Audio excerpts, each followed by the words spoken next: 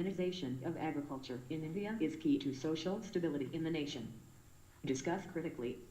For sustainable development of agriculture and rural economy, the contribution of women to agriculture and food production cannot be ignored.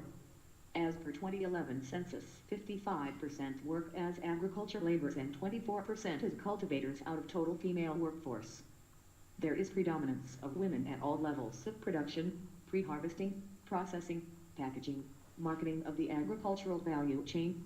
This feminization of agriculture is mainly because of men moving out of hinterland to cities in search of a living, leaving women with farm responsibilities.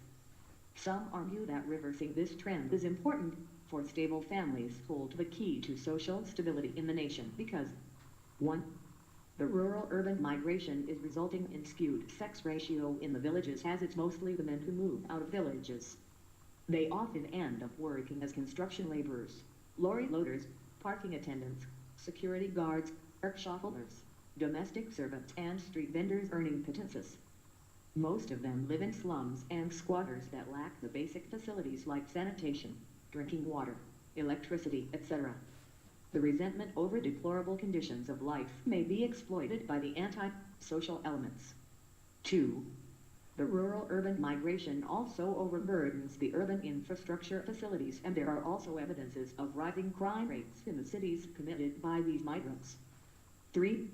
The women who are left behind by these men will be double burdened with the responsibilities both inside domestic space and outside domestic space. As pointed out by Economic Survey, many of these women don't have land titles in their names. Only 12% of operational land holdings are women-owned. This creates hurdles for women farmers in credit access, insurance reclamation, etc. that makes even the agricultural growth suffer. This doesn't mean we should be reversing the feminization of agriculture, because of the positive implications it has on lives of women. Men farmers FEF in credit access, insurance reclamation, etc. that makes even the agricultural both WTW suffered. 1. It has resulted in the economic independence of the women folk. X.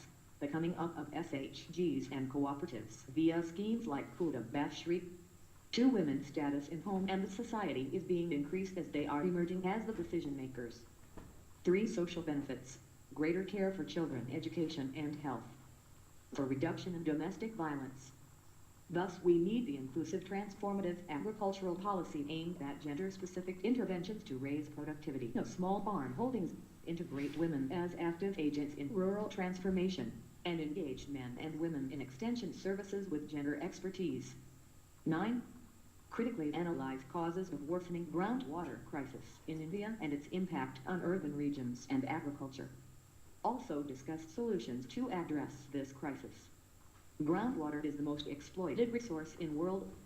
With the increase in population and urbanization and industrialization, the pressure on groundwater is increasing. X. According to study of International Water Management Institute, India's groundwater increased from 7 kilometers superscript 3 in 1940 to about 270 kilometers superscript 30 over the past decade.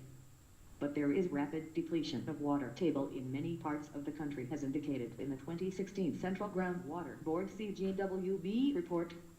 This points to the looming groundwater crisis in India. The reasons that can be attributed are: 1. Faulty agricultural practices.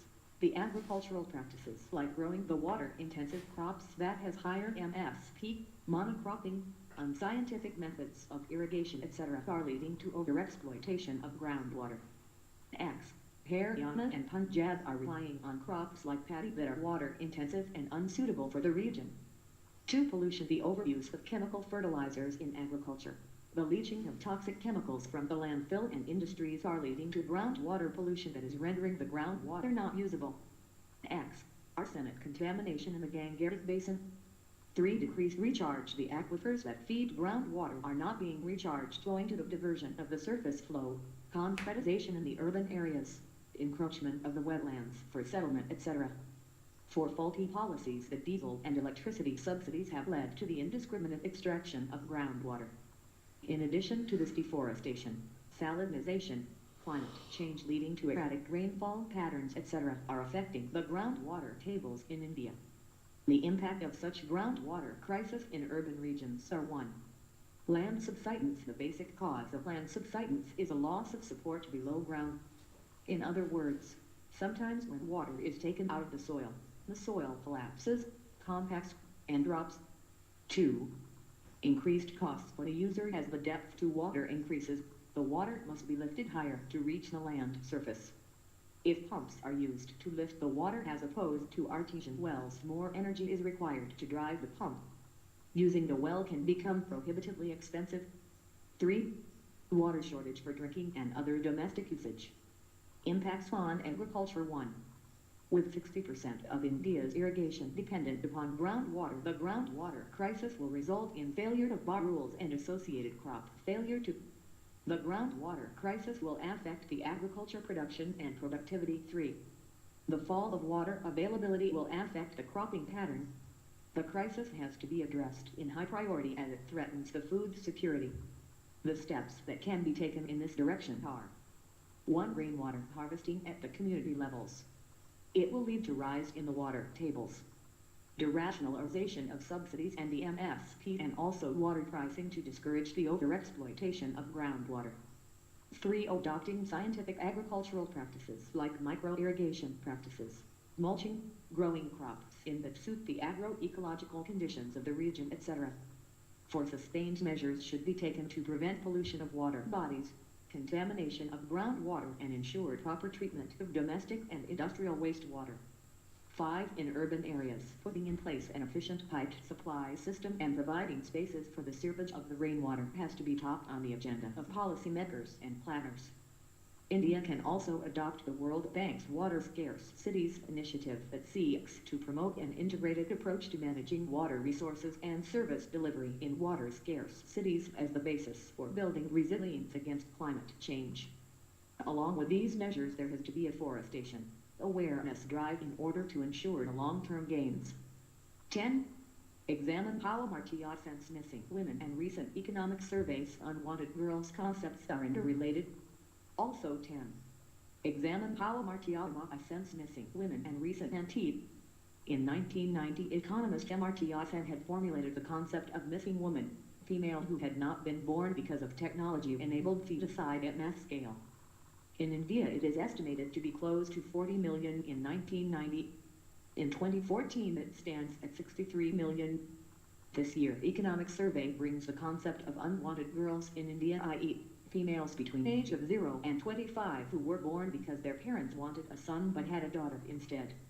The stricter enforcement of PCT&DI Act, the difficulties in the sex selection abortions made some families to delay the adoption of contraceptives till they have male child. Both these concepts hold mirror to the male preference still prevalent in the country that perceives girl child as the burden. Given basket of limited resources in a family, the girl will always get less from nutrition to education till opportunities. The socio-economic implications of such phenomena are: 1. Worsening sex ratio. The more number of unwanted girls will lead to skewed sex ratio, distorting natural balance between men and women in the society, and may lead to unmarried youth, disturbing health of society. 2. Health issues. Lack of adequate food and nutrition in girls leads to anemia, low cognitive developments. It will be worsened in the reproductive age, resulting in birth defects, high MMR and IMR. Thus, our next generation will also suffer, resulting in vicious cycle. 3. Depriving opportunities. These unwanted girls will be educationally deprived, which makes them more vulnerable and easily exploitable. Because of lack of exposure, they become prone to domestic violence and vices. For abandonment. Many of the girls who are abandoned become targets of vested interests like human trafficking, battery rockets, drug abuse, etc. In addition to these, we also have economic implications of these two phenomena. 1. Low labor force participation. With the low education and the skill, these women will end up in low-paying jobs or unemployed. This will lower the status of women in family and society, and also deprives the country of its demographic dividend, in addition to lowering GDP growth. Low labor force participation, PPTH. The low education, the TIA, and the skill, these women will end up in low-paying IA jobs or employed. This DHD will lower the status of women in family, FEF, and society, and also deprives X. World Bank reports says Indian women contribute only 19% to the human capital formation, and our GDP rate will increase by 2% if we ensure full participation of women in economy.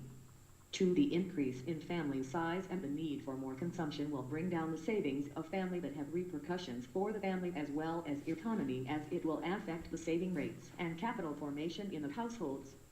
This phenomenon shows unchanged attitude of society towards women. There has to be a sustained effort to increase the avenues for women to enable them to realize their potential and awareness generation and behavior change.